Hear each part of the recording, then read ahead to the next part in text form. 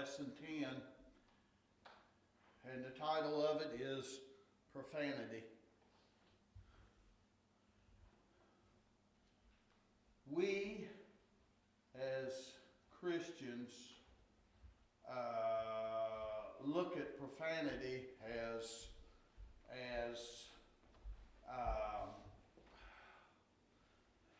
we don't do that. We don't. That's bad. That is bad. Taking the Lord's name in vain. We're going to go into even more than that as we study here. But we studied a lesson here a few weeks ago on words. Wasn't that the title of it? Yeah, the second lesson, words. Words all come from within. It all starts from the heart, and that's the same way with profanity. It all starts from the heart. Our memory verse is Matthew 5:37. But let your conversation be yea, yea, nay, nay, for whatsoever is more than these cometh of evil. I'll just not say too much on that because we're going to read that same verse here in a little bit. Our junior emphasis, I want to read that. We have studied the importance of words. How we study one kind of words. Now we study one kind of words, profanity.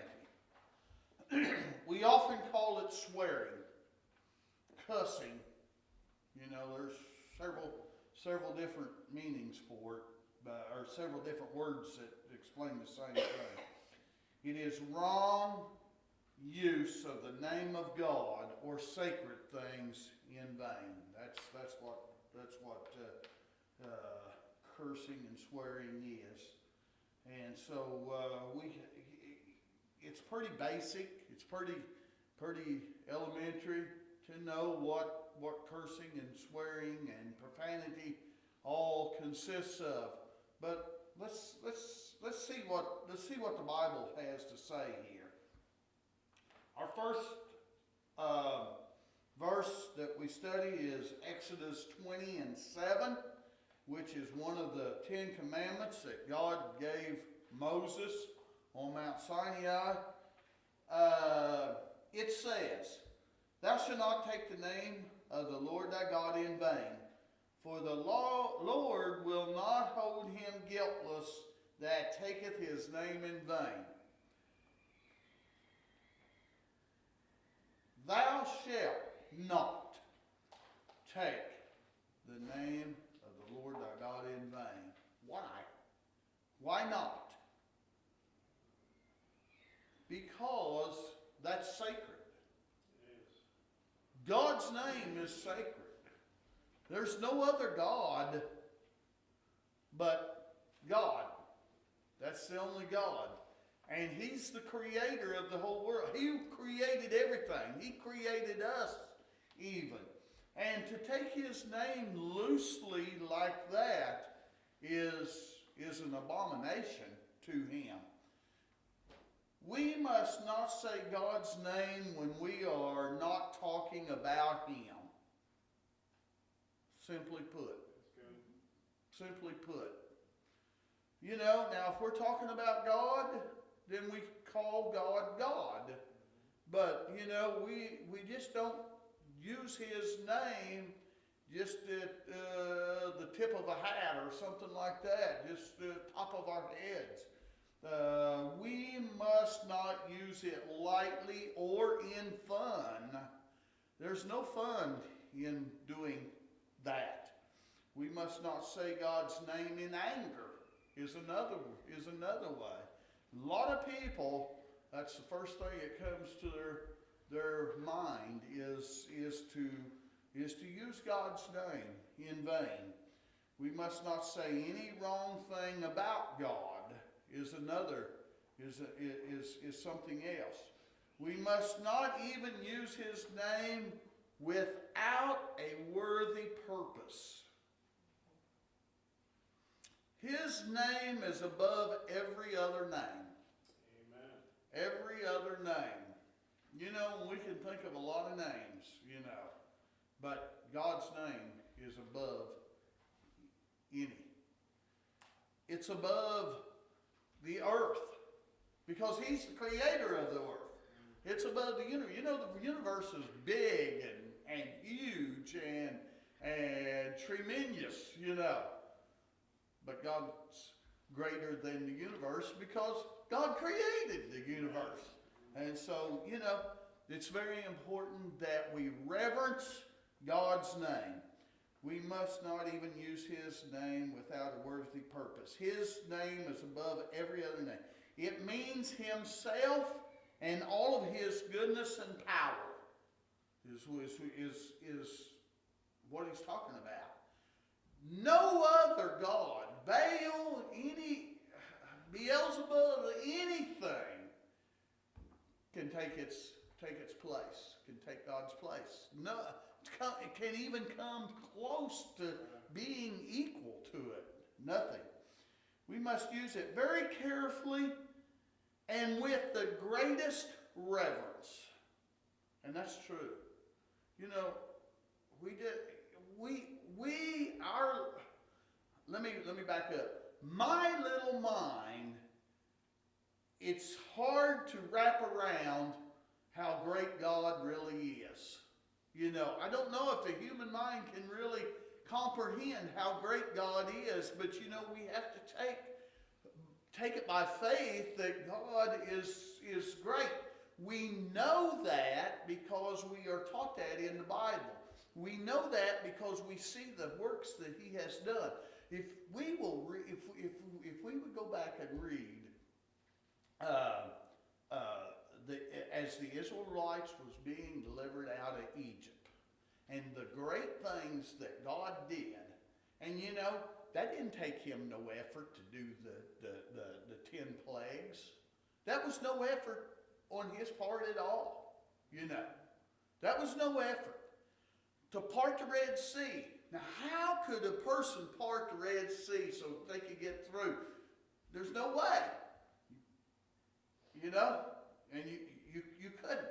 But it was no effort whatsoever to God because God is the master, you might say, of everything that he created, which includes us too. Sure.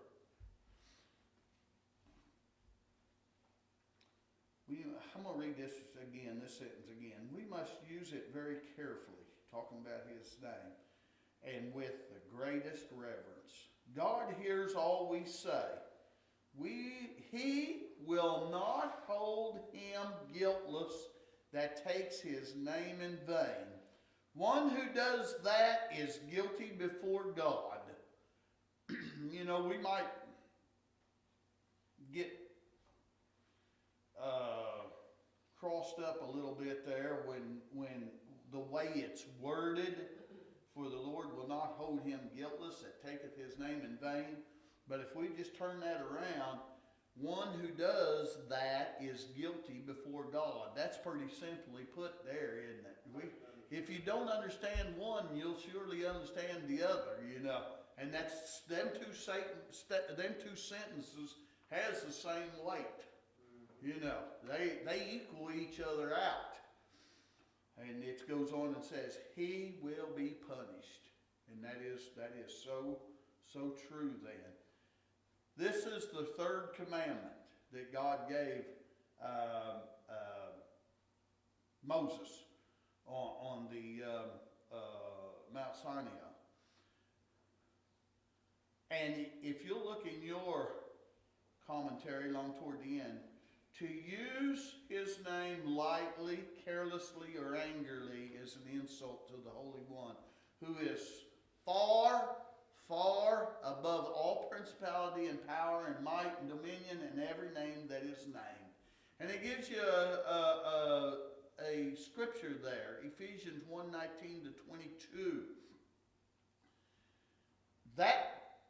verses is, as they say, and what is the exceeding greatness of his power to usward who believe according to the working of his mighty power, which he wrought in Christ when he raised him from the dead and set him at his own right hand in the heavenly places, far above all principality and power and might, that's what was quoted here, and dominion in every name that is named, not only in this world, but also in that which is to come, and have put all things under his feet, and gave him to be the head over all things to the church.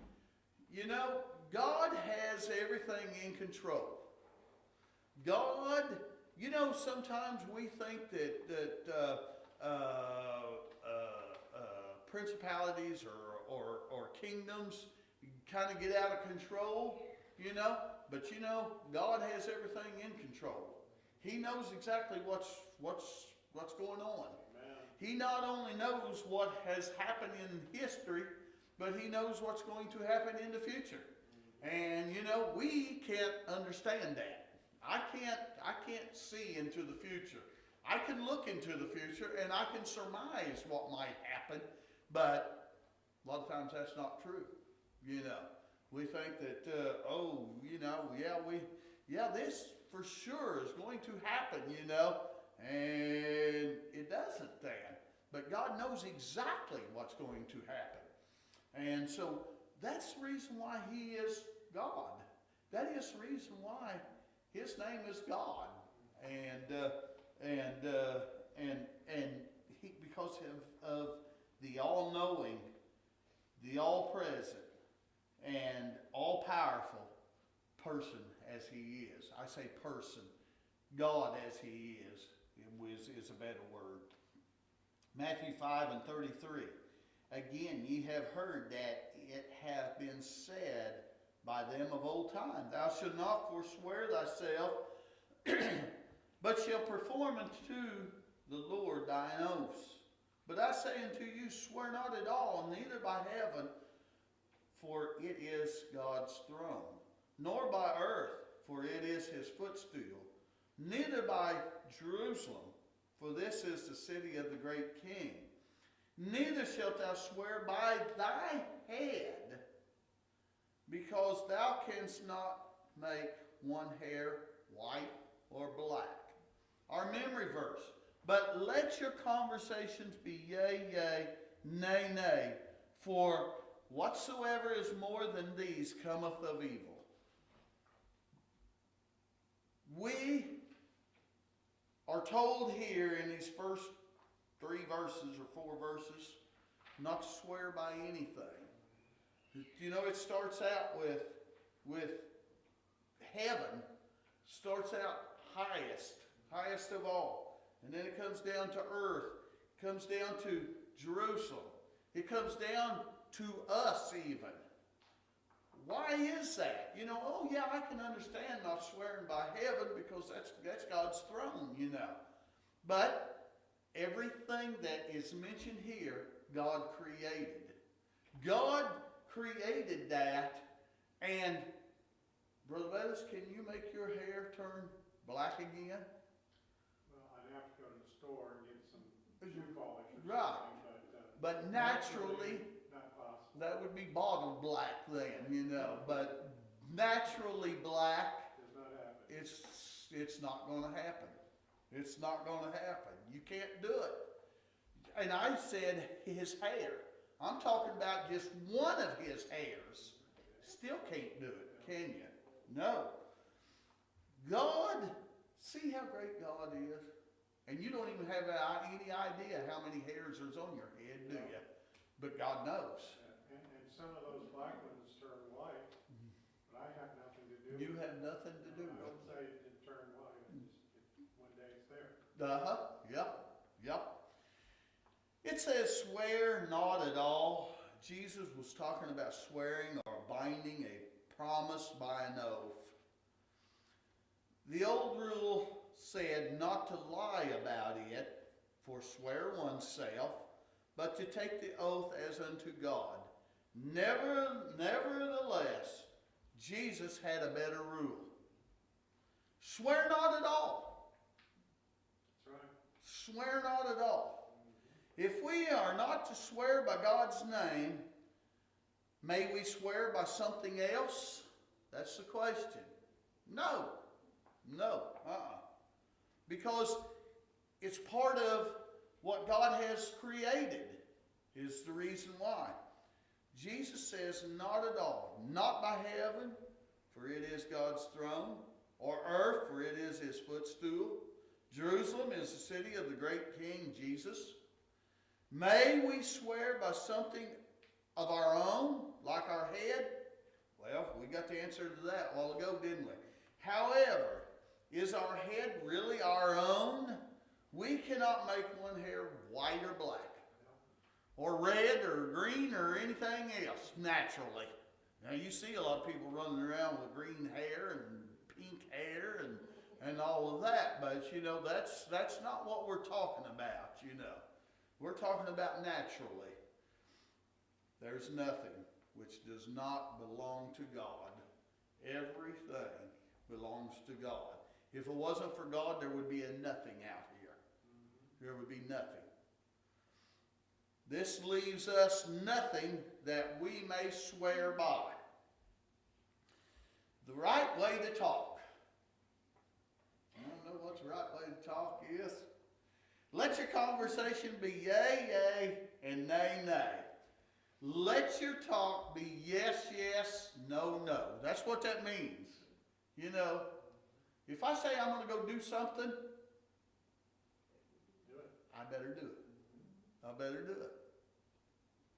Now I know there's situations which comes up that may not allow you to be able to do it, but you better not have known about that before you said you was going to go do it. You know, that better come afterwards. You know, but well, I'm kind of getting off there, but it's true. Our yes or no should be just as true as though we added an oath to it. And you know, Christians tend to speak in that matter of speak. If I say I'm going to do something, if Brother Bayless tells me he's going to do something, I know he's going to do it. You know, I have the confidence in him that he's going to do it. And any other Christian, I have the confidence that they're going to do that. They don't have to take an oath. You don't have to swear by something and to make it. You know, you've heard people say, well, I'll swear on a stack of Bibles, you know. Well, what good does that do? I mean, as if a stack of them would be better than one, you know. I mean, if you're going to do it, you're going to do it, you know, whether there's a Bible involved or not, you know, or I'm going to swear on my mother's grave. I've even heard that, you know. You know, well, what good? If you're going to do it, you're going to do it, you know. If your intentions is not to do it, then you're not going to do it. And it doesn't matter how many stacks of Bibles or how many mothers' graves or whatever, you know. Christians talk different than non-Christians. It is enough to say we will do something. We do not need to add, cross my heart and hope to die either. You've heard that, haven't you? Yep. Cross my heart and hope to die. We don't need to say that. We don't. You know, we hear children say that, you know, and we might think that that's kind of cute. But you know, this morning that kind of woke me up to, you know, that's not really cute. That's an oath. That's a swearing is what it is, you know. It woke me up this morning when I read that, and I thought, you know, that's part of what we're studying to this morning, you know, or any other such thing. It would be wrong to say that. We did not make our heart. We do not control our life and death. You know, well, if you were a bunch of children, I'd say, well, who did? Who did make our heart? Who does have control of our life and death, you know? And of course, you know, we'd say God, you know? And that's it. That is a simple way to put it. God is in control of it. And so it's not ours to swear. That's right. Jesus said we must not add anything to our words to make them stronger. If we say yes for yes and no for no, how much stronger do we need? Mm-mm. No more. Anything added cometh of evil. Always tell the truth. How many times have we said that to our children? Always tell the truth. Well, God's telling us that. Always tell the truth. You know, if we say we're going to do something, then we'll see that it gets done if we're Christians. Then people will believe you without an oath. People who use oath or who uses God's name in vain makes their speech weaker and not stronger. And you know, that is so much when you hear people cursing and swearing. If you'll look back on points to consider, the second to the last one there, profanity weakens speech. It is a weak cause which seems to need the support of profanity. It is a weak person who feels the need of using profanity.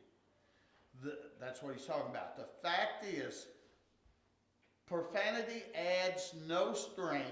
It only reveals and adds to the weakness. Always think before you speak. And I thought that was a good sentence or good paragraph that Brother Weindorf put there. You know, if you hear somebody using curse words, my mind goes automatically how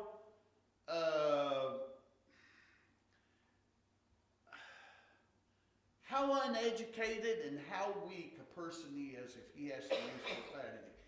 Now, he may be a smart person, but you know, it really drags people down in my mind when people uses a curse word. And sometimes we mention that, boy, every other word's a curse word that comes out of their mouth, you know. Okay, it may not be quite every other, it may be one every 5 words, you know. And I've heard people that use curse words that often, you know, one every 5, you know. And, you know, we might say, well, you know, every other word's a curse word, you know. But, you know, people will use that and then protect other words too. You know, it is nothing for them to say a curse word by taking God's name in vain, but then they will say the N word and won't say that word, which I'm not for that either, but they will protect that before they protect God. That's right. You know? And, you know, I find that rather trying to be politically correct. I think that's what more what they're trying to do. Well, let's be spiritually correct. That's good. Let's be spiritually correct. We don't have to say the N word. That's true. We don't, but we sure don't have to say the curse words either, you know. Let's keep our words in check at all times. That's right. It's very important. Yes. I think he touches on this, but what's sad is children that grow up in homes where both parents, they use profanity all the time, and they think that's normal. It's so sad. When a child has no clue, you know, that kind of language is wrong and offensive. Right. And it's just sad because you hear little kids That is right. work stuff out. People people, I'm going to reread this one sentence here. People who use oath or who use God's name in vain makes their speech weaker, not stronger. If our word is no good, swearing will not make it so. It's true. Borderline swearing. Now we're gonna go borderline swearing here. Some people use what the dictionary calls minced oaths. Some examples, and I hate to even use these words, but I am going to use them. I'm just talking about them. Some examples are words like gosh, golly, holy cow, and heavens. That's some words that I do not like using. I will not use. What good does that do to say these words? A strict reading of the above verse implies such words are vain. And remember, we have to give account for every vain word we speak too. They go beyond yea, yea, nay, nay, and are not necessary. Here's what the brother Weindorf printed here. We really do not like to even print them, but do so to make our point clear. That's what he's talking about. I don't like using these words. I won't use these words. I don't even like talking about these words. But I'm kind of like Brother Weindorf here. I want you to know what we're really talking about when we're talking about borderline swearing, you know. And then when people say other things, oh my, and then add God to that. You know, I don't like hearing that either. I mean, it's not Christian talk. It's yes. God is more precious than to just throw His name out there as something that you don't reverence. God is to be reverenced. Amen. God is to be reverenced, not used in just conversation. It's very, very important. Matthew 15:18. For out of the heart proceedeth evil thoughts. Murders, adulteries, fornication, thefts, false witness, and what's that last one? Blasphemies. I think that's the one that he was really, really getting at here that fits with our lesson. These others are good, and we have studied them in other lessons here. But and we need to refresh our mind each time we read this.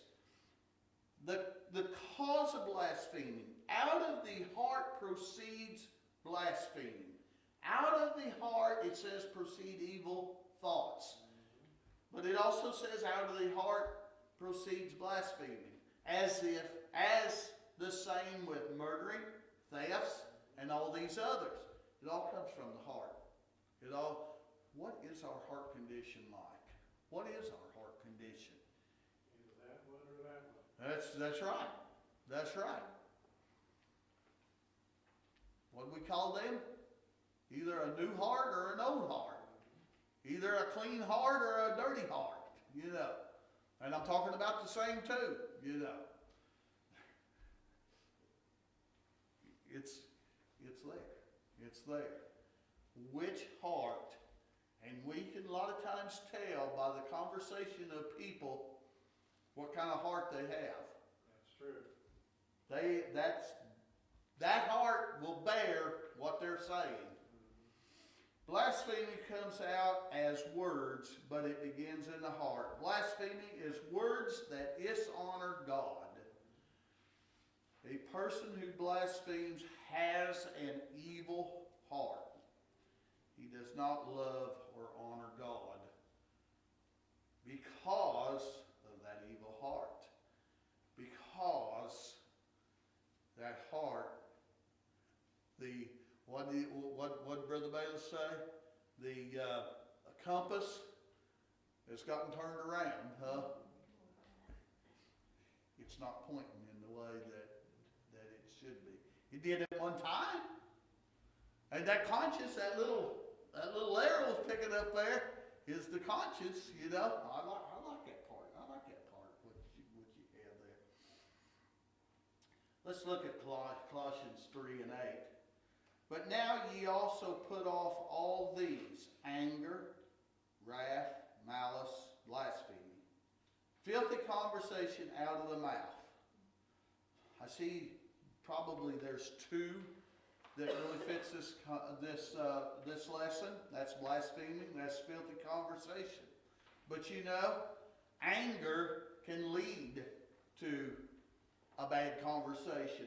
Wrath and malice is also two things that can lead to that. So, you know, I think that all fits in with this lesson here. It says, put off blaspheming. Let's look at that. If one blasphemes and swears and takes God's name in vain, his heart needs changing. It needs changing. We're looking at this heart right here.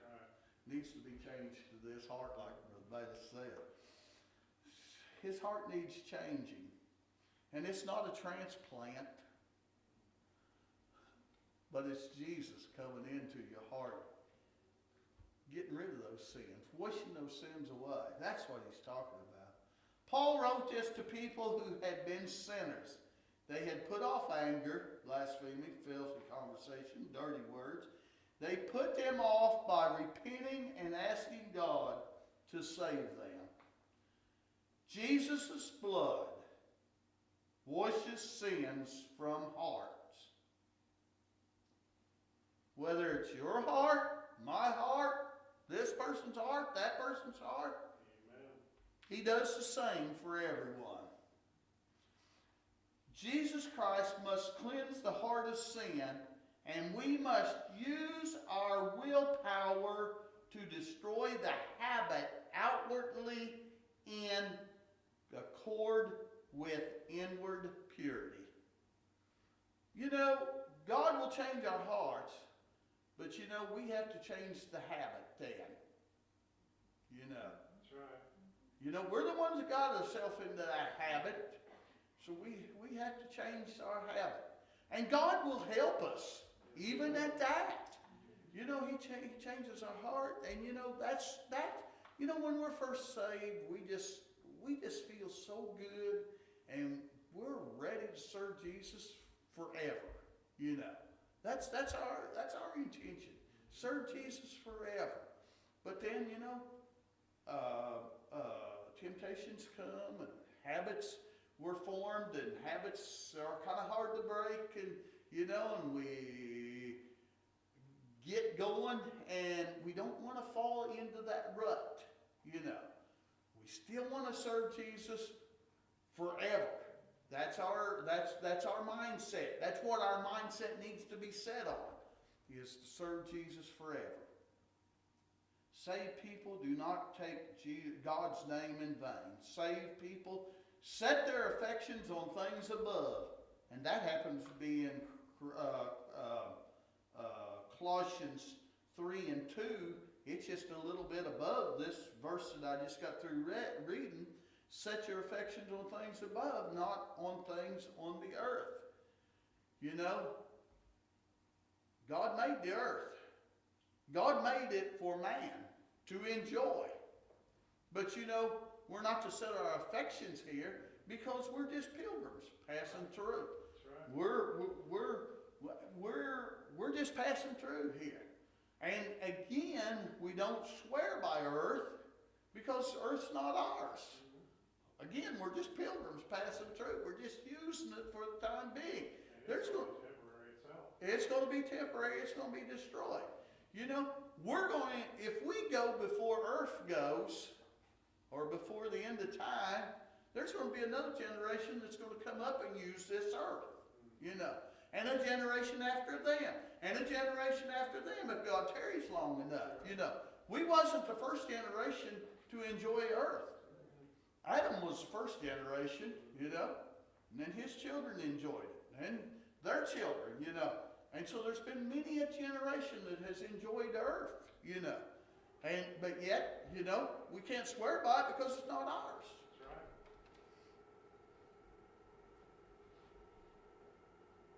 Set your affections on things above, not on things of the earth.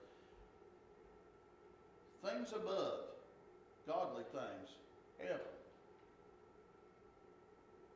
spiritual things. That's things that are not temporal, that are everlasting.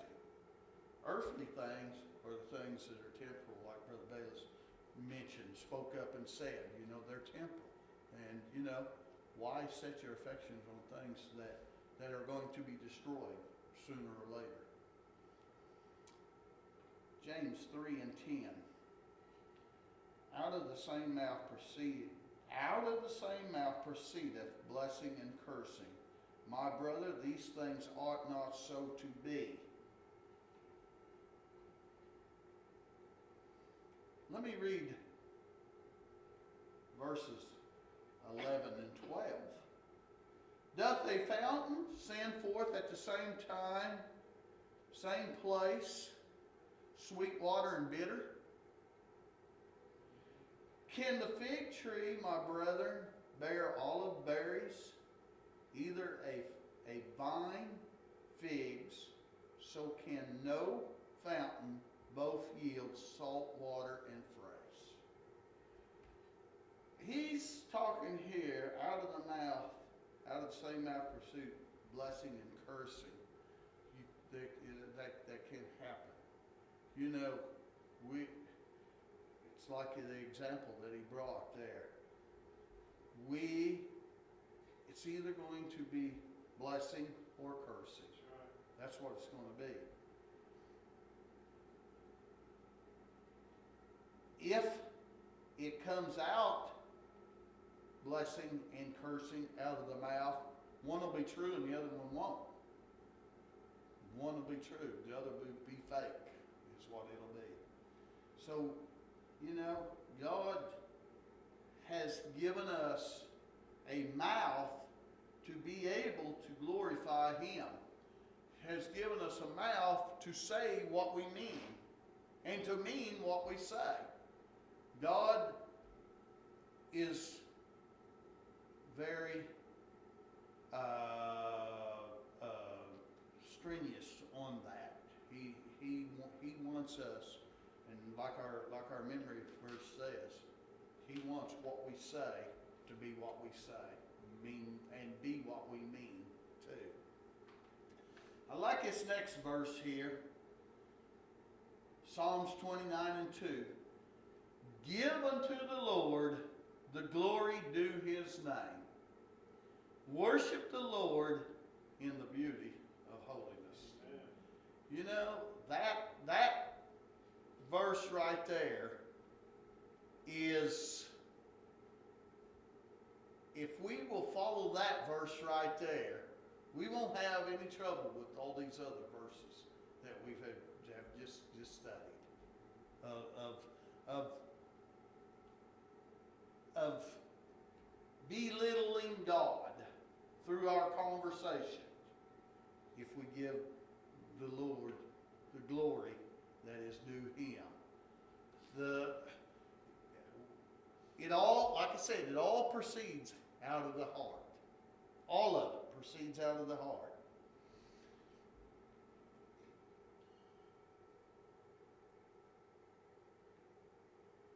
To cease to use profanity and refrain from oaths is not enough. That's the first sentence in the adult commentary. To cease to use profanity and refrain from oaths is not enough. It goes on, we need not only a cleansed speech, but also a full and fruitful one. Give unto God the glory due unto His name.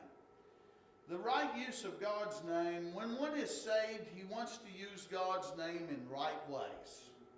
And that's true. Everything is made new for you. Everything is made just, I mean, it's wonderful. It's wonderful to be broken free from the bondage of Satan. And that's what he does. He praises God. When he's first saved, he praises God. He thanks God. He gives glory to God. He tells people of God's goodness.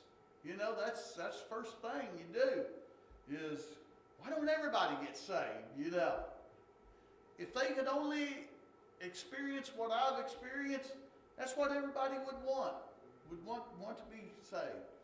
He tells them of Jesus and how he will save them. Then he worships the Lord in the beauty of holiness. God is pleased with these words. Let us use them. Worshipping the Lord in the beauty of holiness. How more beautiful can things be than to be in the holiness of God? It includes lots of things. One of the things is our speech and our conversation. How we treat God and how we use his name. If we're talking about God, we use God's name. But any other time, we refrain from using God's name in anything else. Oh, sometimes it sounds good to swear by one thing or another, you know, to put an emphasis on what you're saying. But no, that we're finding out today, if we don't know it before, we're finding out today that God does not require that of us. God requires, what does he say? Our memory verse there. God requires yea, yea. If we say yea, then it better be yea. If we say nay, it better be nay.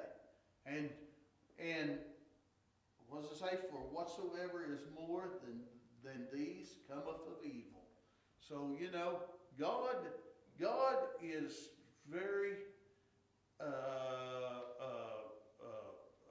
intense on what we say and what comes out of our mouth. You know, in another place it says that for every idle word that we say, we're going to give an account for. And so, you know, it's very, very important that we be careful. You know, the children lots of times will say, you know, be careful, little hands, what you do. Be careful, little eyes, what you see. Well, there's one verse in there, be careful, little mouth, what you say. That's true. And, you know, that's what we're studying today. Be careful, little mouth, what we say, you know. You know, some things may sound kind of cute and all, but you get to thinking about it, and that's not pleasing to God. And that's what we want to be. We want to be pleasing to God at all times. You know, there was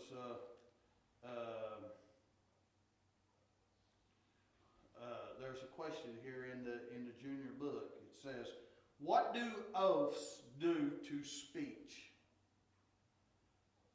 My thoughts to that is, it does nothing. It weakens it. It sure doesn't increase it. It sure does not put a stamp of extra on it. No. It does, I said nothing.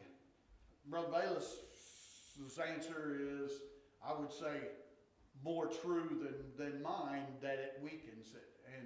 And it puts you in jeopardy of losing your soul. And that's what we have to really watch out for. Yes? When I hear a person, I'm more likely to listen to their conversation, to listen to something they're telling me. But when they start inserting oaths or, you know, curse words, it just is such a turn off. You don't even want to hear anything else they have to say. Because it just, it's so repulsive. So, yeah, it definitely weakens speech, and any good that they might have to say, it totally takes away from that. You And I'm sure some people does that ignorantly. Yeah. You know, I'm sure they do. They do it ignorantly. But still, sometimes we have to speak up and say, that's not what God intends for us to do. Yeah. Okay, our next lesson. Did you look at our next lesson? Gambling. I think Sister Bailiff must have looked there. She had a funny grin on her face there. Gambling.